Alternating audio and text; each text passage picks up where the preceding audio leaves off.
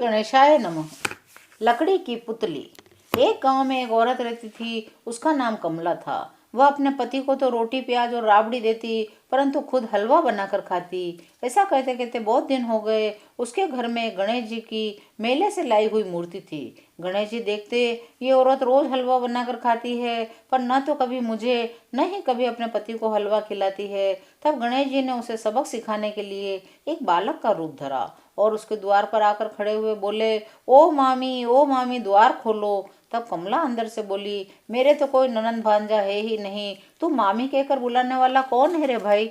तब द्वार से बाहर बालक बोला, हे मामी, बहुत समय पहले बाढ़ आई थी, उसी में सारा परिवार बिखर गया था। मेरी माँ ने मरते समय इसी गांव का पता और मामा किशन लाल का नाम बताया था, सो मैं पूछता पूछता यहाँ तक आया हूँ। तब कमला ने याद किया, हाँ एक बार बाढ़ आई तो थी, हो सकता है मेरे ननंद या कोई बिछुड़ गए हों।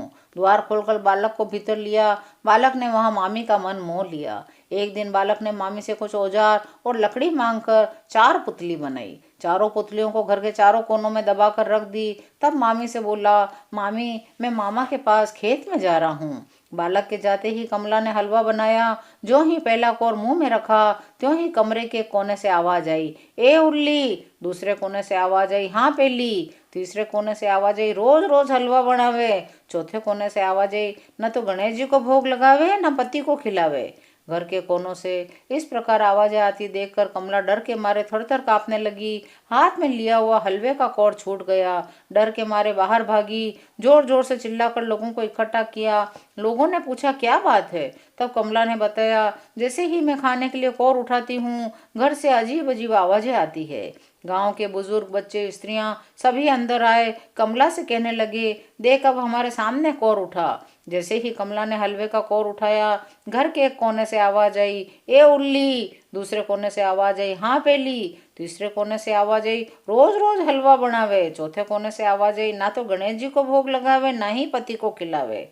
तब बुजुर्गों ने कहा, अच्छा कमला, अब देखो, एक कौर गणेश जी को भोग लगाओ, एक कटोरी में थोड़ा सा अपने पति के लिए रख दो, देखें तब आवाजें आती हैं या नहीं। कमला ने ऐसा ही किया। फिर उसने खुद हलवे का कौर लिया और खाया। अब बार कोई आवाज नहीं आई। इतने में किशन लाल भी खेत से वापस आया। सारे गांव के लोगों को घर में इकट्ठा देखकर उसने कारण पूछा। जब लोगों ने बताया, उस भाणेज द्वारा बनाई गई पुतलियों में से इस तरह की आवाजें आ रही थी, अब नहीं आ रही हैं। उसे बालक के बारे में पूछा, लेकिन बालक का कहीं अता पता नहीं था। गांव के बुजुर्गों ने सारा माजरा समझ लिया। सभी लोगों को चेतावनी दी, घर में जब भी जैसा भी भोजन बने, गणेश जी को भोग लगाओ, घर के प्रत्येक सदस्य के लिए उसका हिस्सा रखो। तब से सारे गांव वाले, कमला और किशन लाल भी ऐसा ही करने लगे, सुख चैन से रहने लगे। जय श्री गणेशाय नमः।